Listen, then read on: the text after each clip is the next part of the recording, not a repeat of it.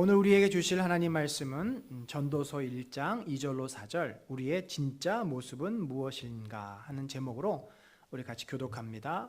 전도자가 이르되 헛되고 헛되며 헛되고 헛되니 모든 것이 헛되도다.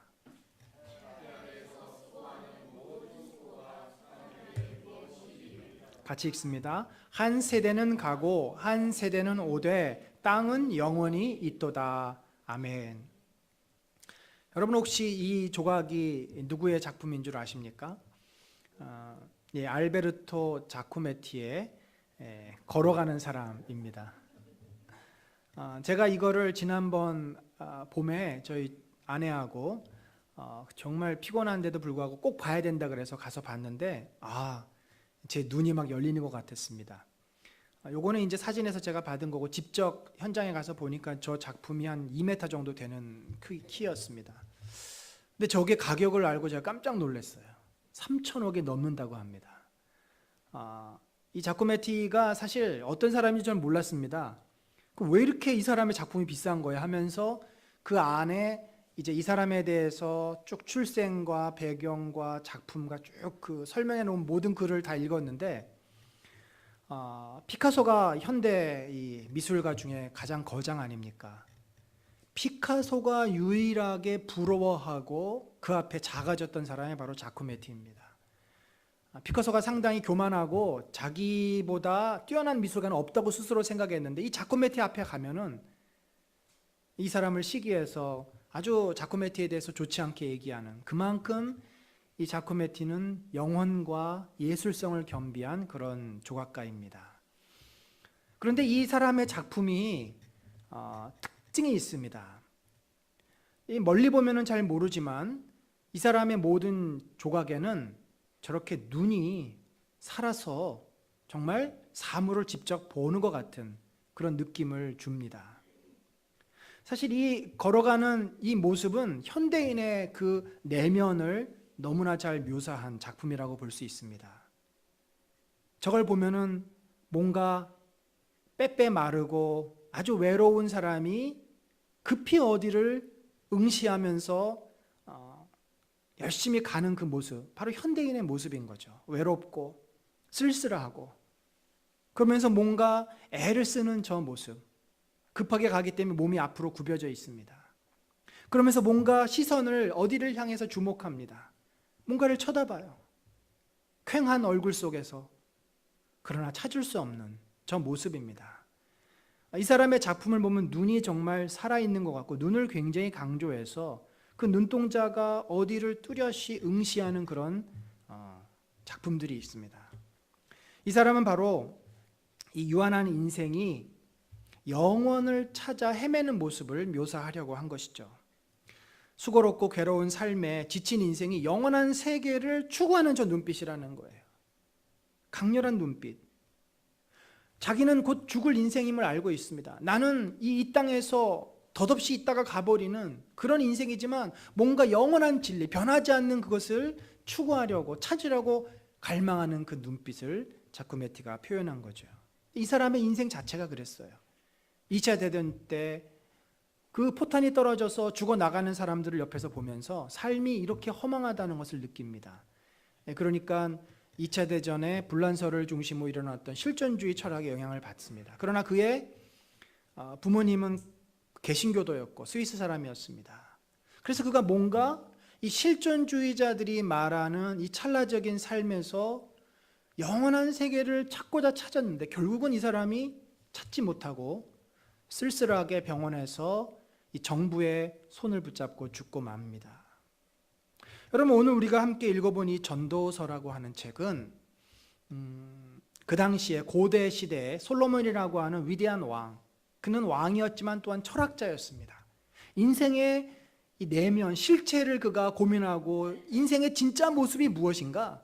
이 자쿠메티가 저 사람을 그 걸어가는 상을 통해서 인생의 진짜 모습을 표현하려고 했던 것처럼 이 솔로몬이라고 하는 위대한 왕은 이 전도서를 통해서 인생의 진정한 민낯, 그 실체가 무엇인지를 우리에게 말해주고 있는 거죠. 그는 위대한 왕이었어요. 지혜도 충만했고 돈도 많았고 또 여러 재주를 가지고 있었기 때문에 그 모든 것을 하고 나서 내린 결론이 이 땅에서 우리가 영원히 가치를 부여하고 영원히 붙잡을 수 있을 만한 것은 없다라는 것이죠. 그는 먼저 이 전도서에서 말하는 헛되고 헛되다, 이 헤벨이라고 하는 단어는 바람이라고 하는 말입니다. 그러니까 바람을 이렇게 잡는 것 같다는 거예요. 여러분, 바람이 불어오면은 그 느끼죠, 우리가. 그렇지만 바람을 잡으려고 하면 바람은 실체가 없습니다. 분명히 불어오는데 잡을 수가 없어요. 이 땅의 삶이라는 게 그렇다는 거예요. 분명히 내가 경험했고 눈에 봤고, 그런데 보면 또 없어졌어요. 그 즐거움, 그 기쁨, 성취감, 그때 분명히 있었고 그래서 내가 신났고 기뻤는데 지나고 나면 아무것도 아니라는 것입니다. 헛되고 헛되다, 무의미하다, 무가치하다. 아무리 우리가 애를 쓰고 수고한들 우리의 인생이 그렇다라는 거예요. 이 전도자는요, 제가 이제 오늘과 다음 2주에 걸쳐서 이 말씀을 나누고 싶은데, 특히 오늘은 이 하늘 위에서 우리를 바라본 전도자의 고백입니다. 내가 좀 인생을 멀리 떨어져서 관조해 보니까 인생이라고 하는 것은 별거 없더라. 그냥 잠깐 있다가 없어지는 존재고, 그래서 너무 인생이라는 게 허망하다라는 것이 오늘 전도자의 고백이라는 거죠. 여러분, 요즘 헬리캠이라는 것이 있죠.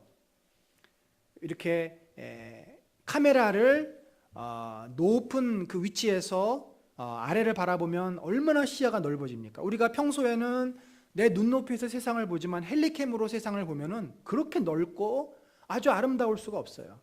마치 그런 시각에서 인생의 모든 것을 지금 전도자가 보면서 우리에게 그 실체가 무엇인지, 여러분, 우리가 어떻게 보면 우리의 실체를 잘 몰라요. 우리는 나를 못 보잖아요. 내 눈은 세상을 보잖아요. 거울을 봐야 내 모습을 볼 수 있습니다. 그래서 우리는 자기의 실체, 자기의 진짜 모습을 보면서 깜짝깜짝 놀라요. 전도자는 인간이 어떤지를, 인간의 본질이 무엇인지를 우리에게 이제 글을 통해서 알려주고 있는 겁니다. 첫 번째로 전도자가 왜 인생이 헛되다라고 이야기하냐면, 변하지 않는 이 거대한 자연 앞에 우리의 인생은 너무나 보잘것없다는 거죠. 한 세대가 가고 또 한 세대가 오지만 세상은 언제나 그대로다. 그렇지 않습니까? 우리 조상들이 이 한반도에 오래전부터 살아왔지만 또 앞으로 살아갈 것이지만 우리는 그 세대 가운데 잠깐 있다 없어지는 세대예요. 길면 100년, 짧으면 4, 50년, 그렇게 살다가 가는 인생이라는 겁니다. 이 자연 앞에 인간은 얼마나 무가치하고 작은 존재입니까? 뿐만 아니라 우리가 동물하고도 비유를 해보면요, 동물보다 물론 인간은 문명을 이루고 언어가 있고 위대한 지능과 재능으로 많은 것들을 이루었습니다만, 그것은 우리의 입장에서 볼 때죠. 우리의 입장에서 볼 때 개와 이 동물들은 땅 아래에 있는 존재들이에요. 그러나 전도자가 지금 바라보는 하늘 위에서 우리를 바라보면 우리 역시 똑같다는 거예요. 우리 역시 개나 소나 큰 차이가 없다라는 거죠. 뭡니까? 동일한 호흡이 있어서 짐승이 죽음같이 사람도 죽는다라는 겁니다. 그래서 다 흙으로 말미암았으므로 흙으로 돌아간다. 죽음 앞에 인간은 장사가 없는 겁니다. 사실은 이것은 오래된 실존주의 철학의 주제 아닙니까? 죽음 앞에 선 인간을 한쪽에서는 절망하고 한쪽에서는 그렇기 때문에 신앙으로 점프를 해야 된다고 이야기를 하고, 그래서 전도자는요, 재미난 이야기를 해요. 초상집에 가는 것이 잔치집에 가는 것보다 더 낫다. 살아있는 사람은 누구나 죽는다는 것을 명심해야 한다. 여러분, 요즘 결혼식장도 가셨을 테고 장례식장도 가셨을 줄 압니다. 결혼식장 가면 우리가 축하를 합니다만 장례식장 가면 우리가 위로를 하죠. 그러면서 뭘 또 생각해야 돼요?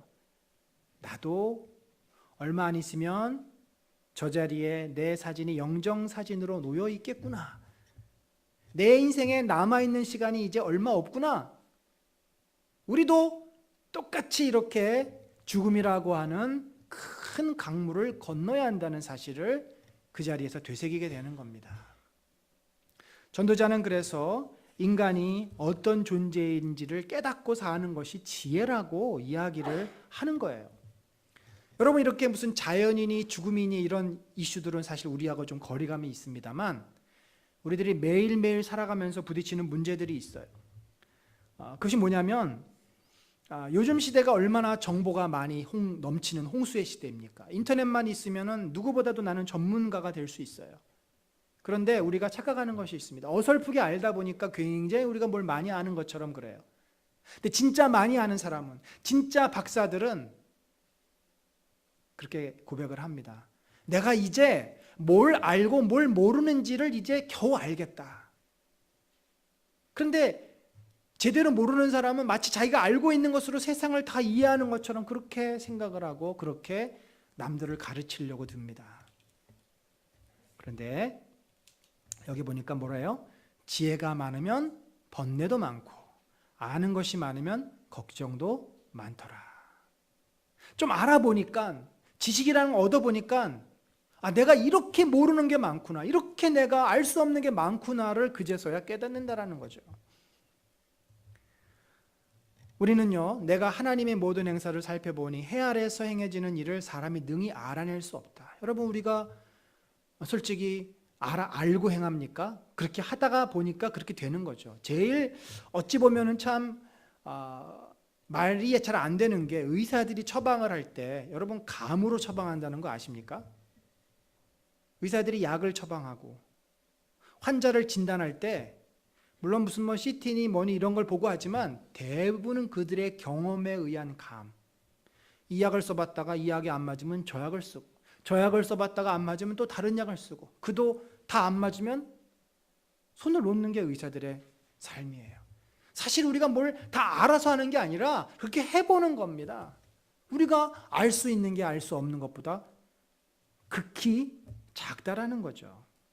그래서 이제 전도자는 이런 예를 들어요. 바람의 길이 어떠함과 아이벤 자의 태에서 뼈가 어떻게 자라는지를 내가 알지 못함같이 만사를 성취하는 하나님의 일을 내가 알지 못하느니라. 물론 현대 과학은 바람의 흐름을 캐치해냅니다. 그러나 갑자기 태풍이 어디서 어떻게 흘러오고 어떻게 갑자기 제트 기류가 그 기류를 바꿀지 우리는 예측을 할 수가 없어요. 그것이 오면 그제서야 이것이 어디로 갈 거라고 예측을 할 뿐입니다. 아이들의 뼈가 세포 분열을 통해서 만들어지고 어떤 영양소로 만들어진다는 것을 우리들이 밝혀냈지만 그 원리를 우리는 그냥 그 현상을 이해하는 거지 원리를 우리는 알 수가 없습니다. 더군다나 우리는요, 내일 나에게 어떤 불행이 찾아올지 전혀 알 수가 없다라는 거죠. 지나가다가 위에서 구조물이 떨어져서 내가 죽게 될지, 갑자기 불이 나서 질식사할지 우리는 알 수 없다는 겁니다. 몇 개월 전에 제천에서 그 스포츠 센터에서 큰 불이 나지 않았습니까? 근데 여러분, 놀라운 것은 그곳에 그 제천 지역의 목회자 연합회에서 오신 목사님들 몇 분이 계셨어요. 2분인가가 소천했습니다. 여러분, 목회자라고 해서 그런 일이 피해가는 게 아니에요. 우리 교인이라고 해서 병이 안 걸리고 사고가 안 생기고 그러는 거 아닙니다. 사업한다고 다 잘 되는 거 아니에요. 우리의 앞길을 우리는 알 수가 없다라는 거죠. 여러분, 그렇기 때문에 우리는 우리 스스로가 그걸 인정을 해야 돼. 나는 참 유한한 존재구나. 나는 내가 할 수 있고 알 수 있는 것보다 할 수 없고 모르는 게 훨씬 더 많구나. 그 세상 사람들은 더 많이 알고 더 많이 하려고 애를 쓰지만 그럴수록 그들이 부딪히는 건 뭐예요? 절망감입니다. 여러분, 어떻게 보면 이런 것을 우리들이 그렇구나 이해하고 인정하면 할수록 우리는 시각을 어디로 돌려요? 하나님께로 우리들이 돌릴 수가 있는 거죠. 근데 불신자들은 그것을 인정하고 싶어 하지 않습니다. 인간이 더 과학이 발전되면 내가 더 노력하면 더 많이 알 수 있고 더 많이 문제를 해결할 수 있다고 무한한 가능성을 인간 자신에게 부여를 합니다만 우리는 그것을 인정하고 우리의 연약함을 하나님께로 돌리는 지혜, 그것이 지혜라는 것입니다. 또 이 전도자는요, 솔로몬이 얼마나 많은 것을 누렸고 즐겼겠습니까? 매일 파티입니다. 매일 고관들 데려다가 파티를 하고 노래 부르는 사람을 불러오고 또 산의 진미를 다 먹습니다. 아프리카에서 온 음식을 먹고 솔로몬이 부러울 것이 없이 인간이 누릴 수 있는 많은 즐거움을 누렸어요. 첩이 1000명이었어요. 어마어마하지 않습니까? 그런데 그가 이렇게 고백을 해요. 나는 혼자서 이런 생각도 해보았다. 너는 내 마음껏 즐겨라. 그러나 이것도 헛된 일이다. 사람이 매일매일 놀게 하면 그 사람이 노는 것이 재밌을까요? 매일매일 게임하라 그러고 매일매일 놀라 그러면 매일 그렇게 노는 것이 재밌겠습니다. 나중에 지겨워하겠죠. 사실 우리가 즐겁고 기쁜 것은 이 도파민 때문인데 이것은 그렇게 오래가지 않습니다. 반복해야 되고 나중에는 더 강도가 높아져야 되기 때문에 중독에 빠지는 게 바로 도파민이에요. 쾌락은 결코 인생을 만족시킬 수가 없다라는 것입니다. 또한 솔로몬이 그 다음에 말한 것은 성공과 성취에 대한 이야기입니다. 나는 여러 가지 큰 일을 성취하였다. 궁전도 지어보고 여러 곳에 포도원도 만들어 보았다. 그가 얼마나 큰 건축을 했습니까? 솔로몬의 성전을 지었고 자기가 살 왕궁을 지었고 저 북쪽에는 국고성을 지어서 외적들을 이제 물리치기 위해서 성벽들을 쌓았어요. 마을을 또 고치고 수많은 건축을 했습니다. 여러 가지 그가 일들을 했고 알다시피 잠언도 지었고 이 전도서도 썼어요. 그는 굉장한 지혜자였고 굉장한 성취를 맛본 사람이었습니다. 하는 일마다 성공했어요. 그런데 그가 이렇게 고백을 합니다. 그러나 내 손으로 성취한 모든 일과 이루려고 애쓴 나의 수고를 돌이켜보니 참으로 세상 모든 것이 헛되고 바람을 잡으려는 것과 같고 아무런 보람도 없는 것이었다. 물론 일을 이룬 사람 입장에서 이렇게 얘기할 수 있는 거지 내가 그 자리에 가보지 않고서 어떻게 그것을 알 수 있겠냐라고 말할 수 있습니다. 나는 아직도 성공하고 싶고 나는 아직 성취하고 싶고 그 자리에 올라가고 싶고 많은 부를 이뤘으면 좋겠고 사람들로부터 인정을 받았으면 좋겠어. 그게 내 인생의 목표야. 많은 사람들이 그렇게 이야기를 합니다. 그런데 지혜란 것은 뭡니까? 경험을 하고 그렇구나 깨닫는 것도 지혜지만 경험을 하지 않더라도 그것을 미리 알 수 있는 것이 지혜라는 거죠. 여러분 우리가 크고 작지만 작은 성취감을 맛보지 않습니까? 그때는 굉장히 즐겁습니다. 우리 아이들이 공부를 열심히 해서 성적을 받아요. 우리도 학창 시절에 뭐 그런 경험들이 있죠. 내가 또 회사에서나 열심히 해가지고 그 프로젝트가 성공을 했어요. 어떤 일을 우리들이 잘해서 성과를 냈습니다. 기쁨이 있습니다. 근데 이것도요, 놀랍게도 우리가 즐거울 때, 쾌감을 느낄 때 경험했던 그 도파민하고 연관이 있습니다. 도파민이라고 하는 호르몬은 인간으로 하여금 뭔가 성취하려고 하고 열정을 가지고 일하도록 만드는 그런 호르몬이에요. 도파민이 줄어들면은 파킨슨씨 병에 걸린다는 그런 설도 있습니다. 도파민은 굉장히 중요해요. 우리가 의욕을 가지고 살 수 있도록 만들어준 호르몬입니다. 성취를 해요. 근데 문제는 그것이 끝이 아니라는 거죠. 다시 또 다른 일을 내가 하려고 하고 또 다른 성취가 없으면 인생이 허무하고 아무것도 아닌 것 같고 그래서 이 산에 오르는 사람이 뭐라 그래요? 왜 당신은 산에 올라갑니까? 그러니까 산이 거기 있으니까 올라간대요. 다른 얘기로 하면 저거를 내가 정복하고 말겠다라고 하는 거죠. 그럼 이 정복했으면 그만 끝내야 되는데 또 다른 산을 찾아갑니다. 박영식인가요? 제가 이름이 정확치 않은데 그분이 참 안타깝게 50대에 소천을 했는데 이분이 다 그 에베레스트 산들을 다 정복을 했는데 나중에 자기가 루트를 어려운 그 루트를 이제 개척하려고 하다가 거기서 그만 소천을 하고 말았습니다. 도전이 끝이 없는 거죠. 솔로몬은 모든 것을 가졌고 모든 것을 경험했고 모든 것을 누렸지만 그것들은 그때뿐이라는 겁니다. 그가 이룬 부가 얼마나 엄청났습니까? 누구도 가져본 적이 없을 만큼 많은 소와 양 같은 가축대를 가져보았다. 은과 금 여러 나라의 보물도 모아보았으며 처첩도 많이 거느려 보았다. 그러나 이 모든 것이 나에게는 큰 의미가 없었다. 사실 여러분 전도자가 이런 말도 했어요. 우리 한번 재미난 표현이고 너무나 이게 가슴에 와닿는 표현이기 때문에 한번 같이 읽어봅니다. 시작. 노동자는 먹는 것이 많든지 적든지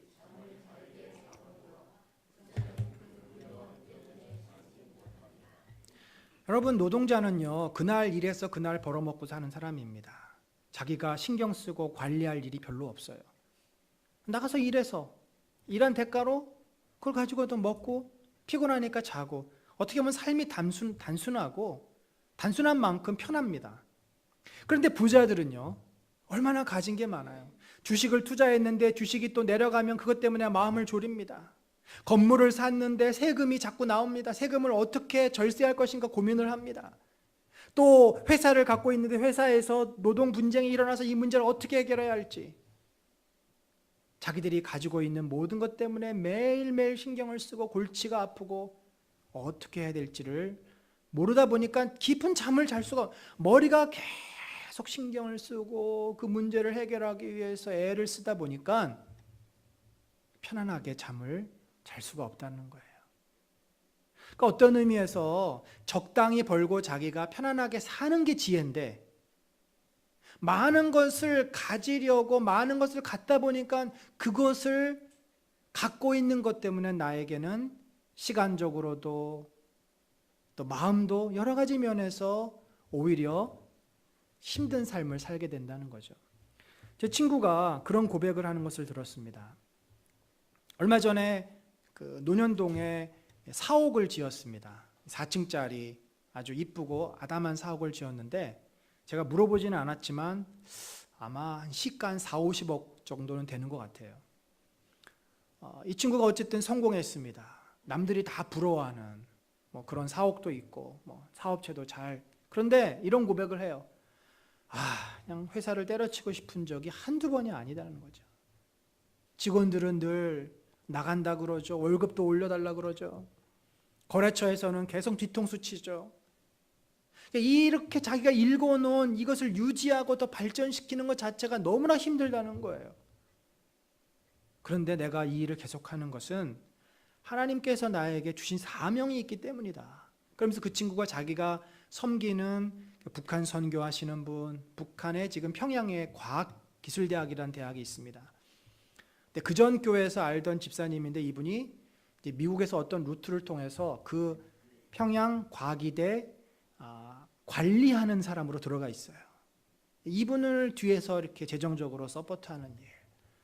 또 아프리카에 청년부 때 알던 선교사님이 지금 나가서 계속 소식을 보내오는데 뭐가 필요하고 학교를 지어야 되고 뭐 계속 그런 이야기를 한대. 그럼 내가 어떻게 안 도와줄 수가 없다라는 거죠. 그러면서 이 친구가 이런 사명이라도 내가 있으니 그 힘든 걸 참고서 일을 한다라고 이야기를 합니다. 여러분, 부자가 결코 행복한 것이 아님을 우리는 너무나 잘 알고 있습니다.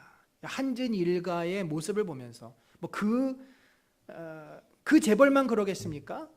내부 안으로 들어가면 얼마나 많은 문제들이 그 안에 있겠습니까? 더군다나 이 전도자가 좀 해학적인 면도 있어요. 이렇게 이야기를 합니다. 세상에서 내가 수고하여 이루어 놓은 모든 것을 내 뒤에 올 사람에게 물려줄 일을 생각하면 억울하기 그지없다는 거죠.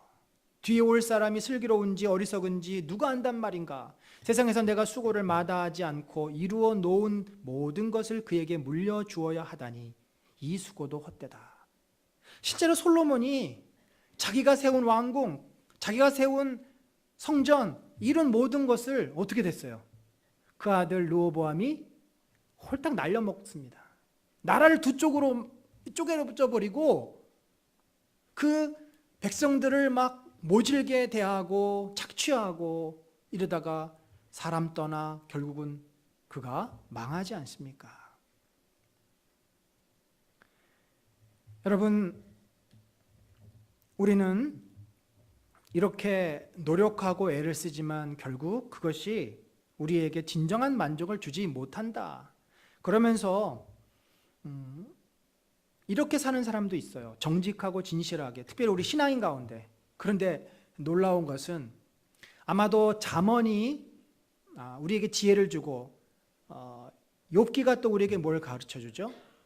고난이라는 것은 인과응보로 꼭 오는 것이 아님을 말해주지 않습니까? 욥이 뭐 죄를 짓고 악하게 산 게 아니잖아요. 그래도 욥이 고난을 당하잖아요. 그래서 그 욥이 당한 고난의 비밀을 사실 우리가 잘 이해를 못합니다.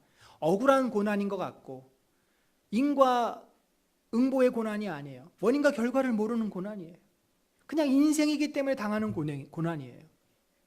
그런 것처럼 또 전도자가 이렇게 이야기를 해요. 우매자가 당하는 것을 나도 당하리니. 우매자는 하나님을 모르는 자, 자기 멋대로 사는 죄인입니다.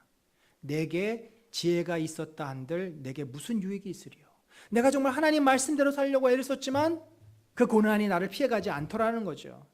여러분, 우리 성도라고 해서 뭐 병에 안 걸리고 우리가 하는 사업은 다 성공만 합니까? 우리 아이들이 시험 보면 다 붙습니까? 다 취직 잘 되나요? 아니죠. 똑같다라는 거예요. 그러니까 이런 현실을 보면서 그가 참 답답해하고 안타까워하는 거죠.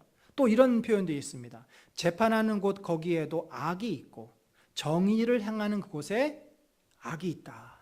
그러니까 세상이 온전히 정의롭지 못하다는 거예요. 심지어 악한 사람이 받아야 할 벌을 누가 받아요?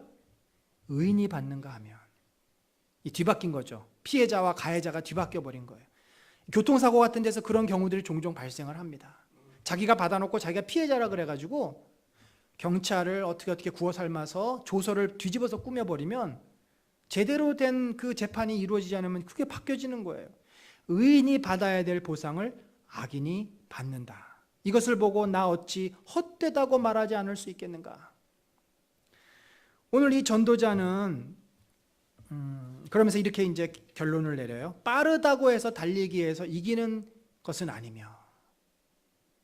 여러분, 우리가 그런 생각 해보죠. 학교 다닐 때 그 친구들 가운데 공부도 안 하고 맨날 빈둥빈둥 놀고 애들하고 뭐 짤짤이하고 밖에 나가서 담치기하고 뭐 담배 피고 이러던 애들이 어느 날 너무 그 성공해가지고 큰 사업체를 가진 그런 사람으로 등장을 한 거예요. 나는 공부도 열심히 하고 성실하고 그렇게 애를 썼는데 그냥 월급장이고 이런 일이 일어난다는 거죠. 용사라고 해서 전쟁에서 이기는 것도 아니더라. 이 사람은 건강해서 100세까지 살 줄 알았는데 어느 날 갑자기 심장마비로 50대에 죽는 사람, 그런 사람이 있지 않습니까? 병원 한 번도 안 가봤는데 그냥 한 번 온 스트로크로 세상을 떠난 거예요. 지혜가 있다고 해서 먹을 것이 생기는 것도 아니며 총명하다고 해서 재물을 모으는 것도 아니며 배웠다고 해서 늘 잘 되는 것도 아니더라. 불행한 때와 재난은 누구에게나 닥친다. 여러분, 우리의 인생은요, 이처럼 다 설명이 안 되는 일이 너무 많다는 얘기예요. 우리 자체가 불완전하고 모순된 존재일 뿐만 아니라 우리가 살다 보니까 그냥 딱딱 아구가 맞아 떨어지지 않는 일들이 참 많다는 겁니다. 그게 인생이라는 거예요. 모순 덩어리. 그게 인생이라는 것입니다. 여러분, 결국 우리가 이런 인생을 바라볼 때 그래서 사람들은 더더군다나 남 생각하지 않고 내 자신을 위해서 자기를 위해서 막 살려고 몸부림치는 거 아닙니까? 여러분, 그러면 우리가 그렇다고 해서 세상 사람들처럼 살아야 되겠습니까? 우리가 가져야 될 태도는 뭘까요? 세상이 이러면 이럴수록, 우리가 연약하면 연약할수록, 우리가 그 어떤 고난과 어떤 문제를 만날지 모를수록 우리는 더욱더 하나님을 바라보고 하나님을 의지해야 된다는 거죠. 전도자의 진정한 마음은 그거예요. 인생이 헛되니까 너희들 더 살 필요 없어. 너희들도 노력하지 마. 뭐하러 이렇게 애쓰냐? 그냥 조용히 있다가 그냥 죽어. 이게 아니고 인생이 그렇게 헛되고 그 수고가 다 무가치하기 때문에 진짜 가치 있고 귀한 것을 선택하라라는 것입니다. 여러분, 하나님은 우리의 인생이 이렇게 힘들기 때문에 우리에게 선물을 주셨어요. 선물이 뭡니까? 내가 예상치 않은 때 누군가 나에게 주는 귀한 거잖아요. 마치 사막에서 피곤하고 목마르고 지친 사람에게 오아시스가 어떤 곳이죠? 그에게 생명과 같은 곳이죠. 오아시스를 만나면 회복이 되고 힘을 얻어서 다시 또 길을 가듯이 하나님께서 우리가 이 힘든 인생길에 기쁨을 주셨는데 그게 뭐냐면 우리 한번 읽어봅니다. 시작. 사람에게는 먹는 것과 마시는 것, 자기가 하는 수고에서 스스로 보람을 느끼는 것,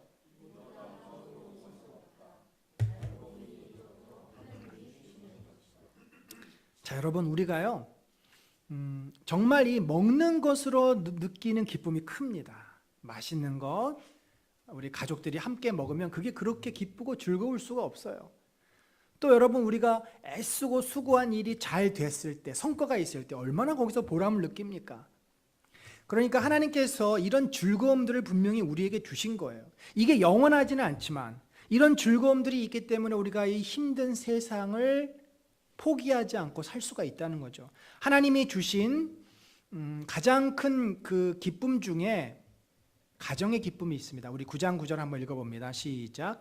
하나님이 세상에서 너에게 주신 덧없는 모든 날에 너는 너의 사랑하는 아내와 더불어 즐거움을 누려라. 그것은 내가 사는 동안에 세상에서 애쓴 수고로 받는 몫이다. 이 원어를 보면은 너의 사랑하는 아내를 쳐다보라 이렇게 돼 있어요. 바라보라 이렇게 돼 있어요.